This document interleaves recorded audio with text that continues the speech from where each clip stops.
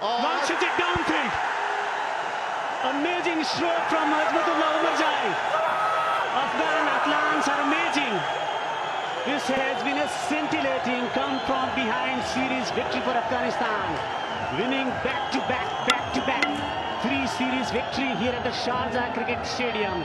The supremacy continues to run high for Afghan Atlan as they win yet another series here at the Sharjah Cricket Stadium. They win by 5 wickets this encounter. What a sensational finish this is. They have pulled off a stunning victory right at the brink, delivering a performance that'll be remembered for a very, very long time. As you rightly called it, the 3rd consecutive ODI series win for Afghanistan, beating Ireland 2-0, beating South Africa 2-1, and now beating Bangladesh 2-1.